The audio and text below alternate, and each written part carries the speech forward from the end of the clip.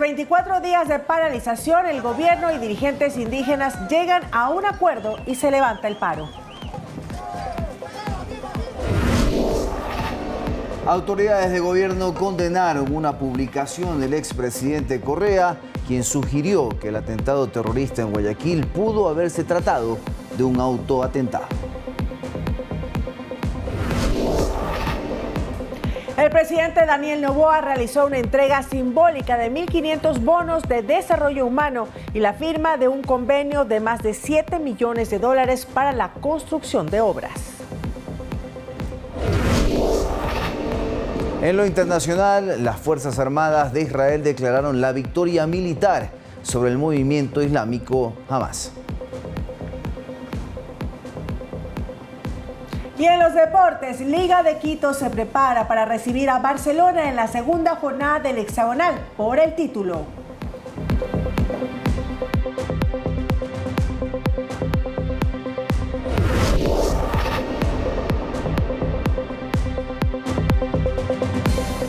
Amigos, buenas noches. Bienvenidos a la emisión estelar de Noticias 7. Gracias por acompañarnos y síganos en el telégrafo.com.es, ecuadortv.es, en el Dial de Pública FM y por todas nuestras redes sociales. Buenas noches, Fer.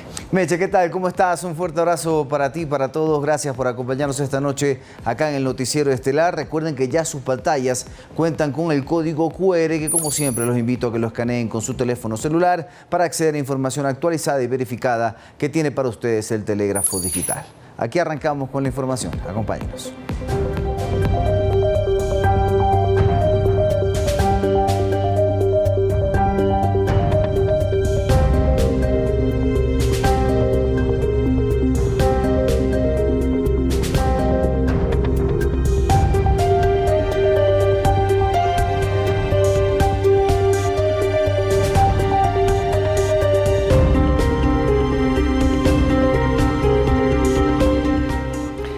A esta hora nos vamos a trasladar, Fernando y amigos televidentes, hasta Otavalo con nuestro compañero Iván Casamen, que ha venido cubriendo la situación en este punto del país durante varios días para conocer de primera mano cómo finalizó el paro, este diálogo entre autoridades de gobierno y dirigentes, cómo se dio con las comunidades de Otavalo. Claro que sí, lógicamente esto con la intención de darle fin al paro, esto se ha podido conseguir, pero Iván nos va a contar muchos más detalles al respecto. Iván, ¿qué tal? ¿Cómo te va? Buenas noches.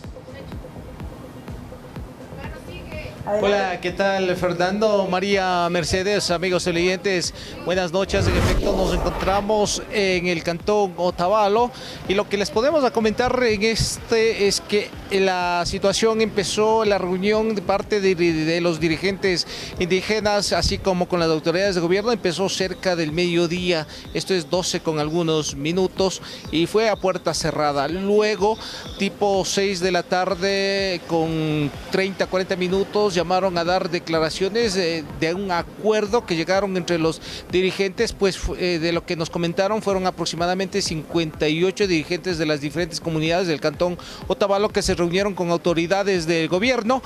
Y frente a esto, tras las conversaciones y algunos puntos básicamente que solicitaron al gobierno que se cumpla, entre ellos podemos mencionar que solicitaron que se congele el precio de los combustibles, así como se traslade de manera inmediata a los detenidos que están en otras provincias hasta Imbabura para comenzar con sus procesos y conseguir su liberación inmediata, y otro de los puntos que se atienda a las comunidades en el sector de salud, educación y de carreteras, que se mejore su nivel de vida. Esto, de acuerdo a lo que dijo el ministro John Reinberg, se iniciará estas conversaciones, estas mesas de diálogo el lunes, ya el próximo lunes, pero entre los anuncios importantes es que se puso fin a esta paralización de 23 días y con esto se comienza ya a habilitarse la E35 en el tramo El Cajas o Otavalo a Tuntaque hasta llegar a Ibarra. Se comienza a habilitar en horas de la noche y madrugada, y se tiene previsto que para las primeras horas del día de mañana, es decir, para el jueves, la vía E35 esté completamente expedita para el tránsito vehicular. Escuchemos lo que dijo el ministro Reinberg. El diálogo siempre está abierto y es lo que hemos hecho el día de hoy. Luego de las largas horas que hemos estado reunidos, hemos llegado a lo que ustedes han visto. Hoy se levanta el paro, hoy se abren las vías, Hoy vamos a trabajar inmediatamente en abastecer la provincia de todas las necesidades que tiene y, por supuesto, lo que han mencionado, las mesas técnicas, de hecho, lo digo, comienzan el día lunes, que es lo que hemos manifestado, y vamos a trabajar en conjunto para que esto no se vuelva a repetir. Somos un país de paz y tenemos que trabajar de esa forma. Así que estamos como gobiernos comprometidos en que ahora el paro que ha finalizado, el país salga adelante y bueno, vamos a trabajar en que la provincia vuelva a la normalidad lo más pronto posible. Ministro John Reinberg. Ahí están las palabras del ministro John Reinberg, a propósito, quien señaló de forma tajante que se terminó este día, se terminó el paro y que las mesas de negociación, las conversaciones empiezan el próximo lunes. Fue una conferencia de prensa, no hubo preguntas por parte de los medios de comunicación, solo declaraciones de quienes fueron los portavoces de estos dirigentes que llegaron a reunirse y a negociar con el gobierno nacional y el ministro del Interior. Entonces no hubo preguntas y, como les señalábamos, son 4 puntos que básicamente resaltaron de otros que llegaron a un acuerdo y claro, señalaron que es el inicio de las conversaciones porque todavía no han llegado a lograr los puntos, los acuerdos que ellos solicitan, pero sí, esto permite poner fin al paro y llegar a buenos términos y con esto reabrir la vía, principalmente la E35 en el tramo El Cajas hasta Ibarra. Escuchemos lo que dijo uno de los dirigentes indígenas. Como muestra de aquello, estamos nosotros regresando a nuestras bases para poder seguir en asamblea y permitir también la circulación de lo que corresponde incluso al socorro de los heridos de gravedad, pensando también en el abastecimiento de la población en general. Como les indicábamos, amigos, fueron decenas de personas que se concentraron en las afueras del hotel donde se llevaron estas negociaciones entre los dirigentes y autoridades del gobierno, mientras otras personas también hacían fila para poder conseguir gas de uso doméstico, que a propósito de esto estaba siendo abastecido por el helicóptero del ejército, el Super Puma, quien estaba de abastecedor de este combustible vital, el gas de uso doméstico. Mientras ellos estaban en esta espera, las personas que se concentraron acá era para saber en qué términos se terminó este paro de 23 días y frente a esta situación tenemos una nota preparada por nuestro compañero Lautaro Andrade. Por fin, luego de 24 días, el paro nacional que convocó la CONAIE terminó.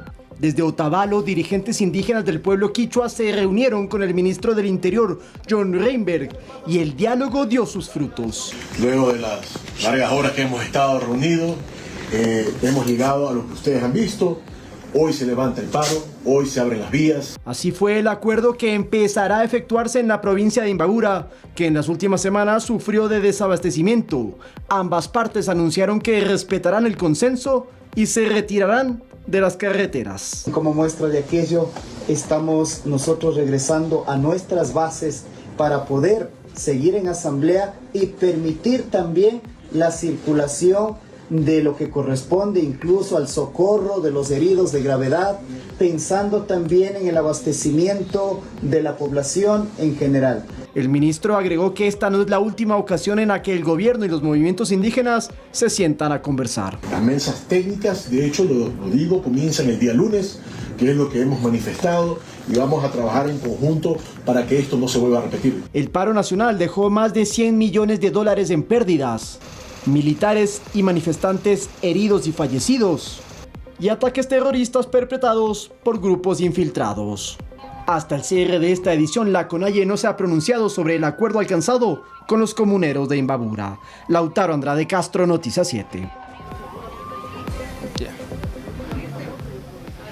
Eso fue el ambiente que se previo a esta conversación, negociación, la mesa de diálogo entre las autoridades de gobierno y los dirigentes de las comunidades que llegaron a esta mesa de negociación. Pero también hay voces que señalan que el paro no se ha terminado, no están de acuerdo con lo que han firmado los dirigentes y se mantiene el paro. Están señalando acá que el paro no se ha terminado, pero lo oficial, lo parte del ministro del gobierno y las Los dirigentes quienes firmaron estas actas señalaron que el paro se terminó hoy. Claro, hay voces que dicen que el paro continúa, pero habrá que esperar cómo se van desarrollando las cosas.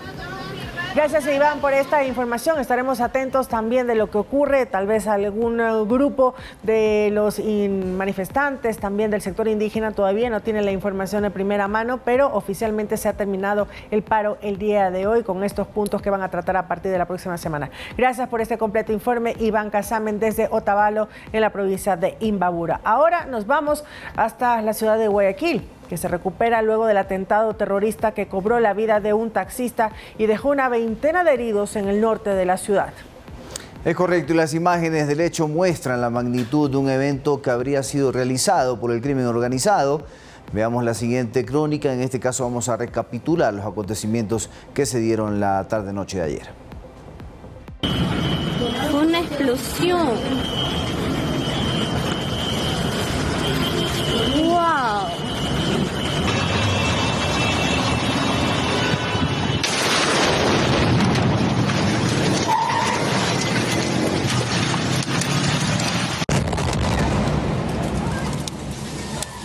Un taxista salió afectado.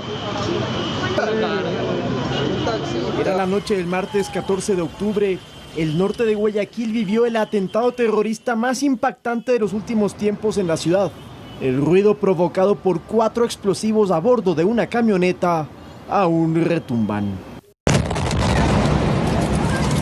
La calle Joaquín Orrantía quedó entre cenizas y escombros, autos reventados por las esquirlas de las bombas, pánico entre los clientes del centro comercial del frente y pavor entre los testigos. Bandido, mira, ve, carro bomba, mi brother, carro bomba, bandido, muerde el sol, carro bomba. Nosotros hemos podido encontrar en el sitio, es un aparente coche bomba que hemos podido apagar sus llamas y atender en este caso a las víctimas del daño colateral. Los bomberos de Guayaquil confirmaron un fallecido, 5 hospitalizados y 20 personas con heridas leves por cortes de vidrios, dado que la onda expansiva afectó hasta oficinas aledañas.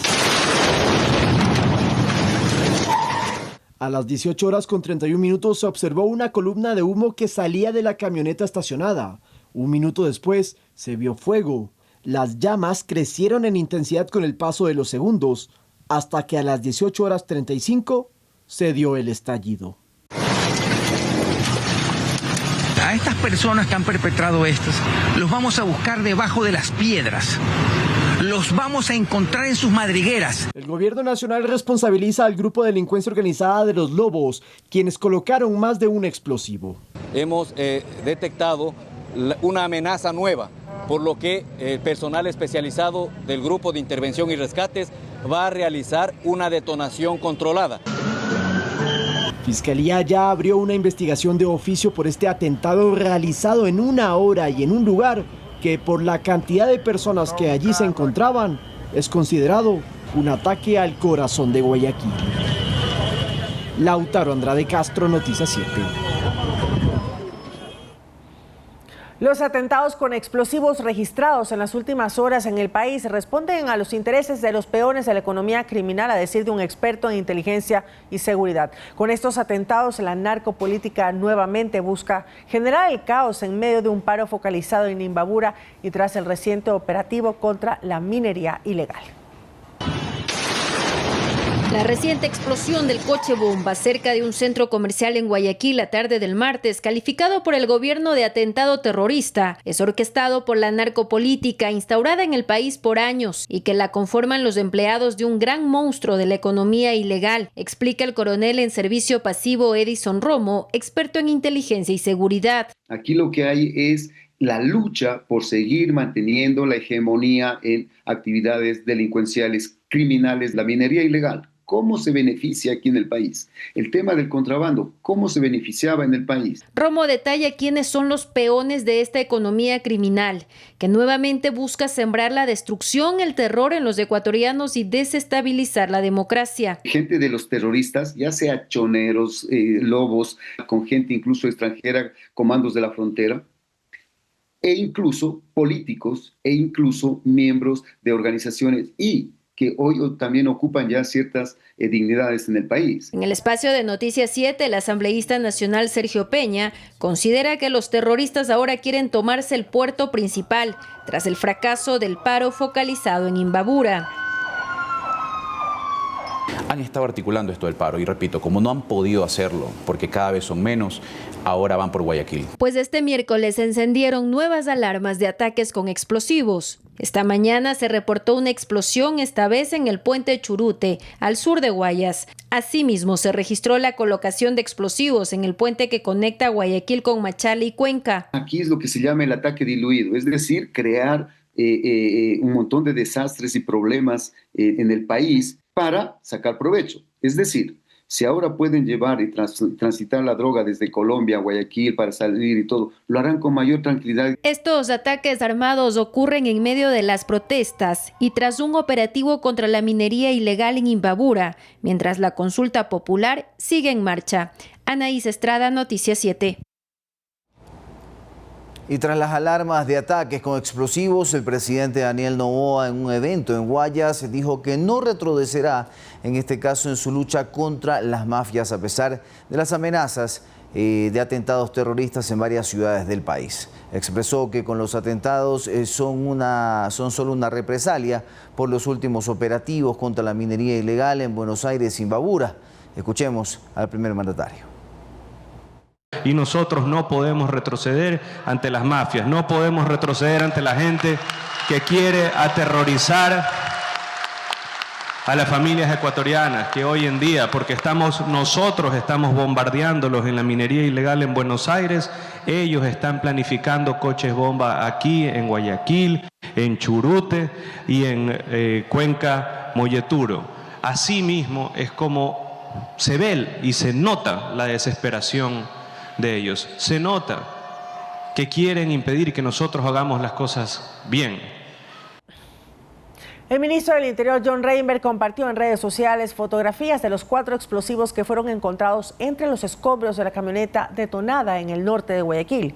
Estos artefactos tenían una carga explosiva de alto poder y todos contaban con sus respectivas mechas de seguridad. Además, en el sitio había un dispositivo electrónico que habría sido utilizado para activar la bomba. Todos estos indicios fueron recopilados por la Fiscalía para sus labores investigativas y que determinen quiénes serían los responsables directos.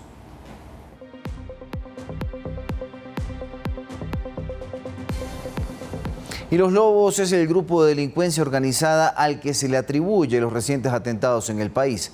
Una de las razones para sus ataques sería el operativo militar en Buenos Aires, provincia de Imbabura, que destruyó sus minas clandestinas. En el siguiente reportaje conoceremos también quiénes son los Lobos.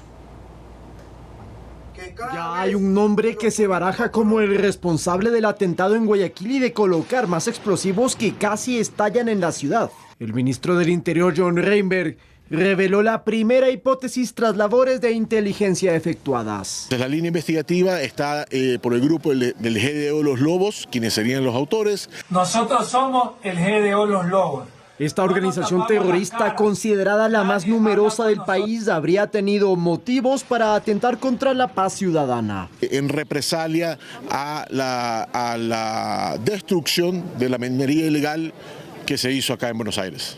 Esta semana las Fuerzas Armadas dieron uno de los golpes más contundentes contra las mafias al bombardear con aviones Super Tucano las minas clandestinas instaladas en la parroquia Buenos Aires de la provincia de Imbabura, uno de los sitios principales para actividades ilícitas en el norte del país.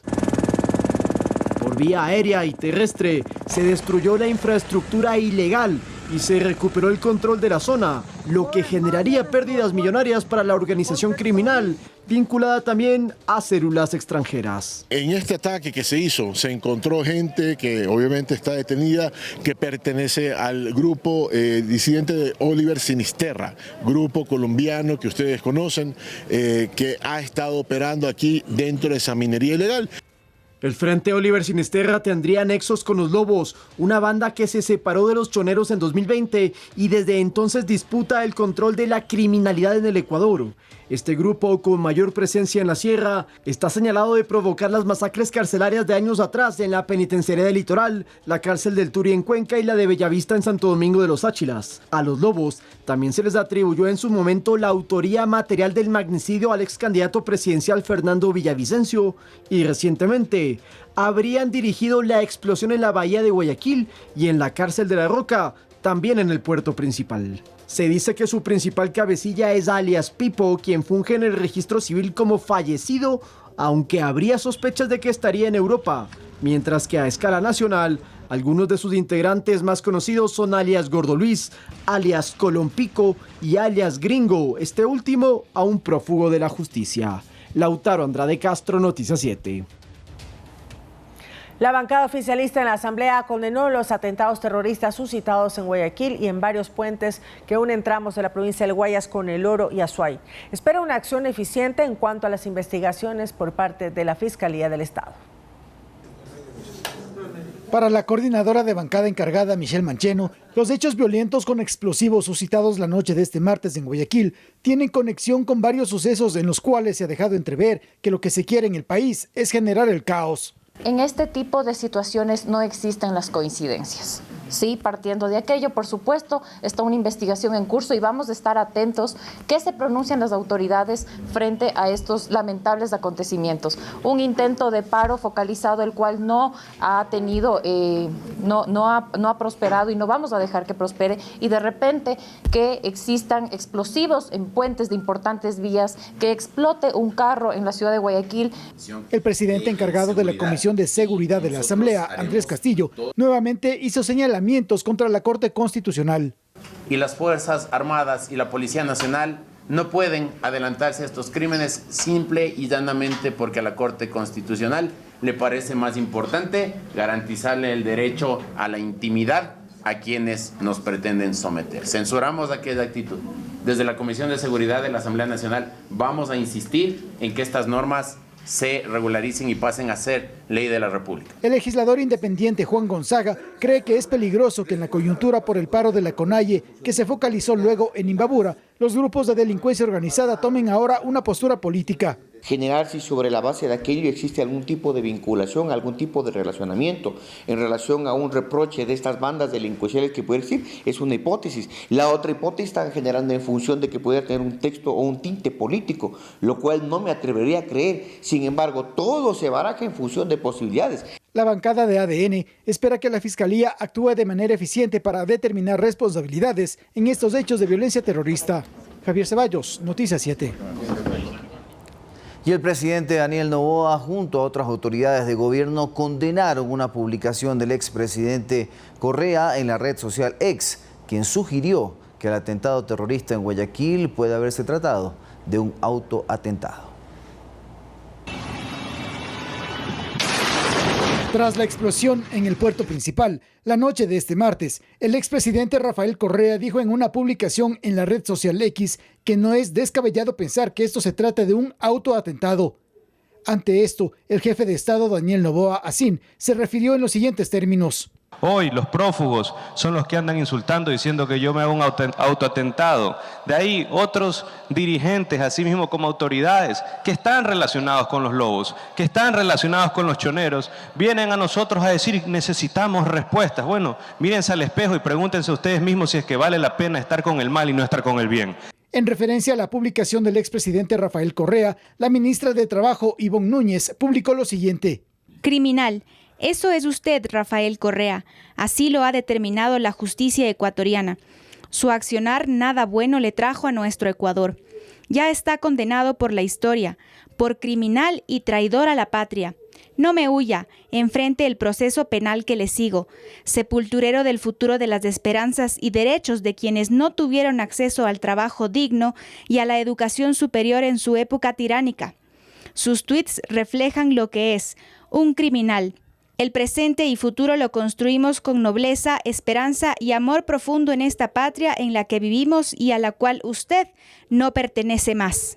En esta misma línea hubo otra reacción por parte del parlamentario de ADN, Andrés Guzmán, quien calificó de irresponsable este tipo de argumento.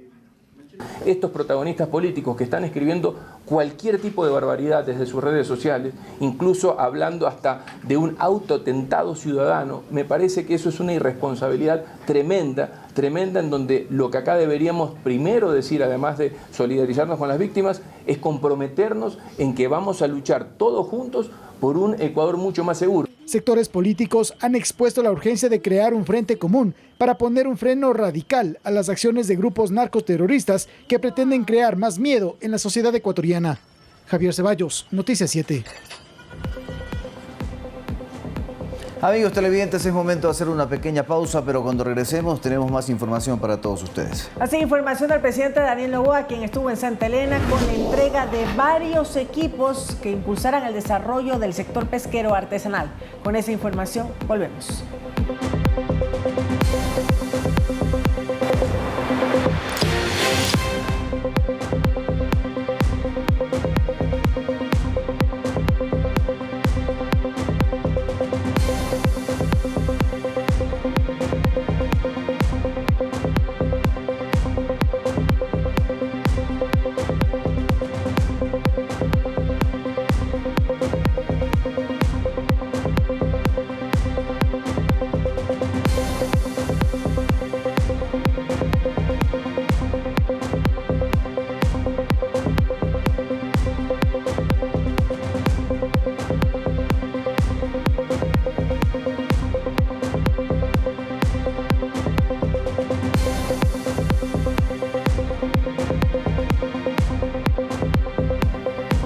Luego de 24 días de paro focalizado en nuestro país, preferentemente en las provincias del norte, se llegó a un acuerdo. Eso es lo que dijo el ministro del Interior, John Raymer. Vamos a escuchar sus declaraciones.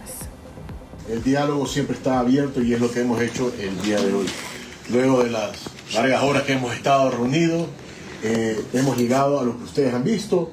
Hoy se levanta el paro, hoy se abren las vías, hoy vamos a trabajar inmediatamente en abastecer la provincia de todas las necesidades que tiene y por supuesto lo que han mencionado, las mesas técnicas, de hecho lo digo, comienzan el día lunes, que es lo que hemos manifestado y vamos a trabajar en conjunto para que esto no se vuelva a repetir.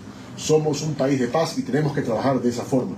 Así que estamos como gobiernos comprometidos en que ahora el paro que ha finalizado, el país salga adelante y bueno, vamos a trabajar en que la provincia vuelva a la normalidad lo más pronto posible.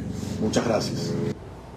Bien, y luego de este anuncio les contamos que el presidente Daniel Noboa Sin cumplió agenda en Guayas y Santa Elena. El jefe de Estado participó de la entrega simbólica de 1.500 bonos de desarrollo humano y en la firma, en este caso, de un convenio de más de 7 millones de dólares para la construcción de obras.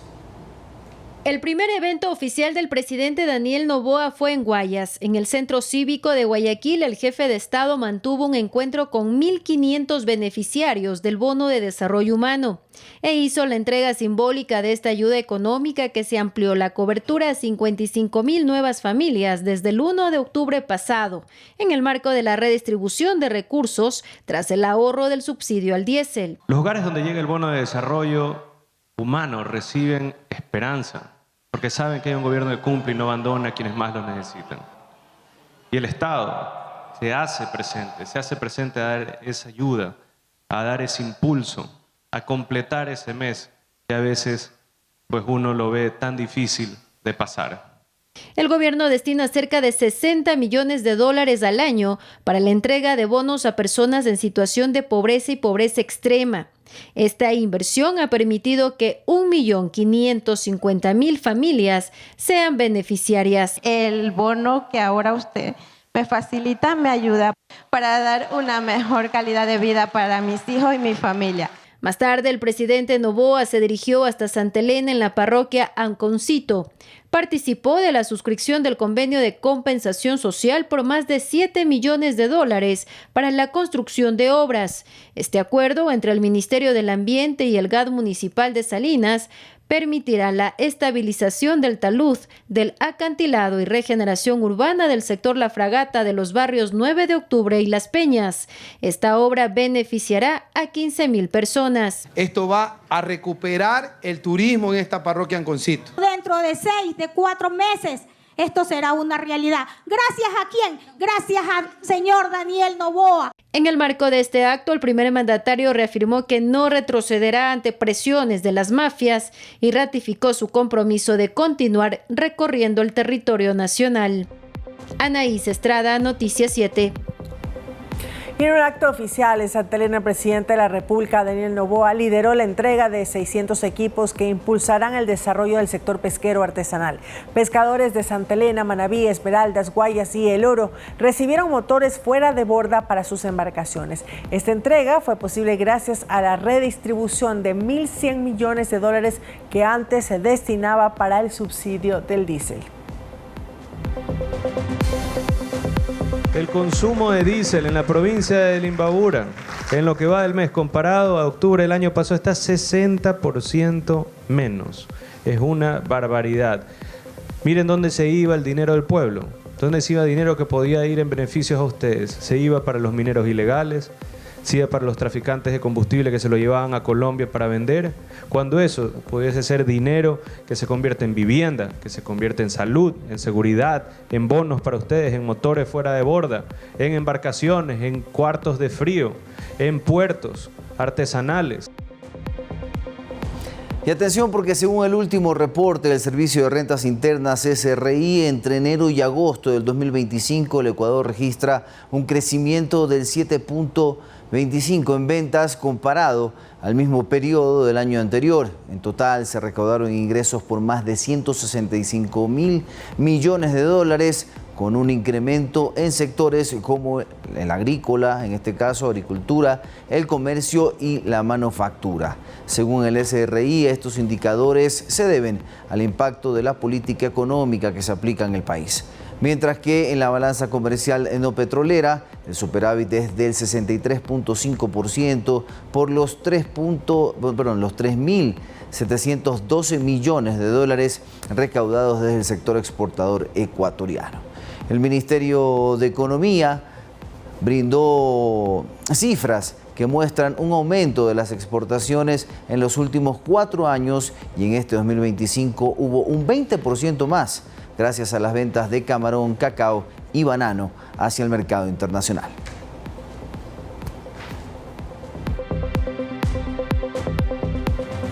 El Gobierno Nacional declaró más de 129 hectáreas de vegetación seca tropical en el bosque protector llamado Santuario de Vida El Perro Feliz. Está ubicado en el Cantón Sucre, en Manabí. Se trata de un corredor ecológico, laboratorio natural y aula viva para la educación ambiental. Así lo informó el Ministerio de Ambiente y Energía. Con esta declaratoria, el país fortalece su red nacional de bosques y vegetación protectores que suman 174 áreas reconocidas. Esto en el marco de los compromisos internacionales frente al cambio climático. Además, las autoridades entregaron la patente de funcionamiento del Centro de Conservación y Manejo Casa Beatriz.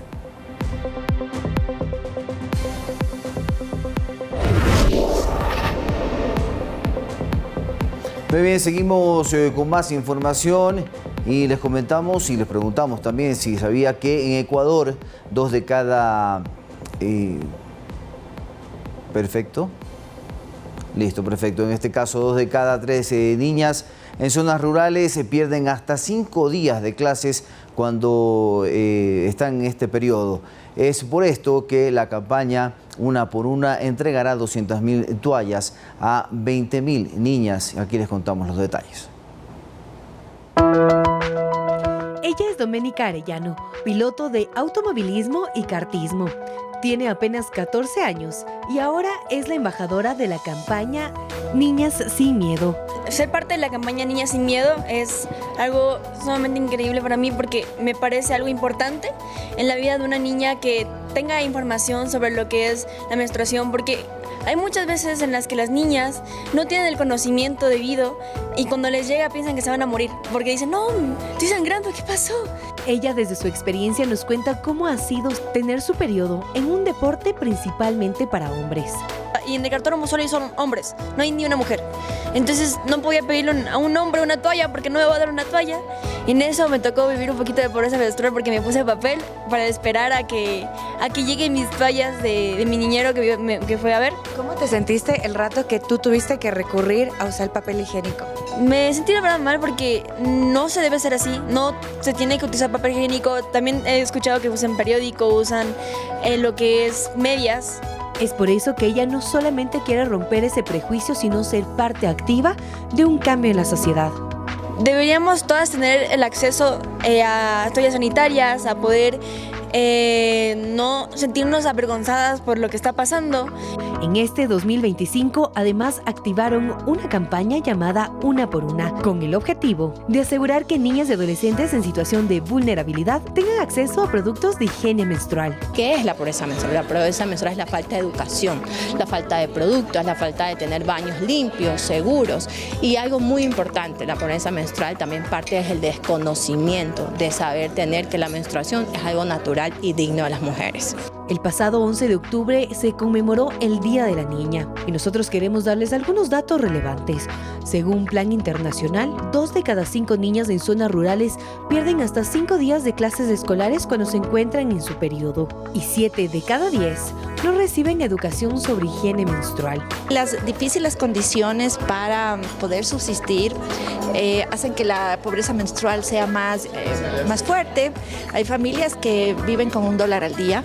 Entonces, ahí se tiene que decidir en qué se invierte, ¿no? Si es que se invierte en comida, en alimentos, o se invierte en insumos para la higiene menstrual. Es por eso que la representante de Plan Internacional, Catalina Vaca, nos cuenta la importancia de poder tener este tipo de campañas y de esta manera llegar a estos sectores vulnerables. Otras alternativas para que las niñas puedan protegerse. Por ejemplo, la copa menstrual es un insumo que no es desechable, pero que sí requiere, que en el Ecuador todavía no es socialmente aceptado. Ahora la campaña Una por Una entregará 200.000 toallas sanitarias a alrededor de 20.000 niñas en todo el territorio nacional, buscando que se rompan y se desmitifiquen diferentes creencias respecto a la menstruación. Reveladores son los resultados de los estudios sobre la genética del oso andino. Este es un animal que se ha ganado la admiración e interés del mundo científico. Veamos. Recuerda esta pequeña familia de oso de anteojos que fue vista por algunos viajeros en el sector de Papayacta. Fueron una madre y sus 2 hijos ocesnos. Y es que en este camino, si usted tiene algo de suerte, probablemente pueda ver osos de anteojos. Y a propósito de eso, estudios recientes determinaron que todos los osos andinos de Ecuador son de la misma población genética. Pero ¿esto qué quiere decir en términos prácticos? Bueno, de esta forma hallaron que la diversidad genética de los ojos andinos en Ecuador es alta y saludable, que existen ligeras diferencias entre osos del norte y del sur de la nación, pero no lo suficientemente fuertes como para pensar que son de otra especie, y anotaron además que en el país debe existir un solo plan de manejo de conservación para todas las poblaciones, y eso es precisamente lo que hace la Secretaría de Ambiente.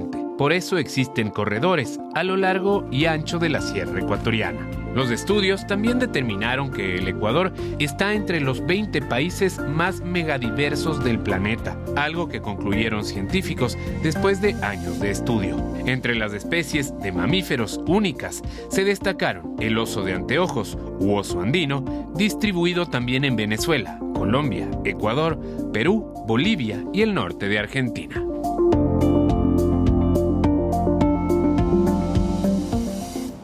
Y preparen sus pasos y su mejor sonrisa. El festival Ska Va Boom regresa a Quito en su 9ª edición para llenar ritmo, color y diversidad. El Parque El Arbolito este 19 de octubre. Un encuentro gratuito para toda la familia donde la música y la cultura se toman en el espacio público. Con la organización del colectivo Quito Ska Society, el festival Ska Va Boom reúne a las mejores bandas nacionales de ska y reggae. En tarima sonarán Bicho Michet, Los Agronautas, Silvestre Escalón, Taquijana y La Piñata, además de la potente voz de Luis Dalcíbar desde Guayaquil. Tienen cabida las expresiones de la música jamaiquina, como es el ska, el reggae, el rocksteady, la cultura del sound system. Y en términos generales, lo que queremos siempre es que muchas más personas conozcan estos géneros y que a través de la música se puedan compartir valores de comunidad, como es decirle no al racismo, decirle no a la xenofobia. Durante todo este mes de octubre se realizaron varias actividades. El pasado domingo se realizó un pinchado de vinilos en vivo y se recaudó alimentos para una fundación de animales. Entonces los ciclistas, mientras disfrutan también ahí la ruta, se acercan, conocen sobre la música que estamos poniendo en las tornamesas, con esta actividad de acción social. Nos fue bastante bien, bastante gente se acercó a hacer una donación de 1 libra, de una bolsa, de una arroba. Así que ya lo saben, este domingo 19 de octubre todos los caminos conducen al Parque de la Mujer para celebrar el ritmo, la cultura y la alegría del Escababú 2025. Amigos televidentes, hacemos una nueva pausa, pero cuando regresemos tenemos más información, Mecha. Así es, la actualización de la información sobre el fin del paro en nuestro país. Volvemos.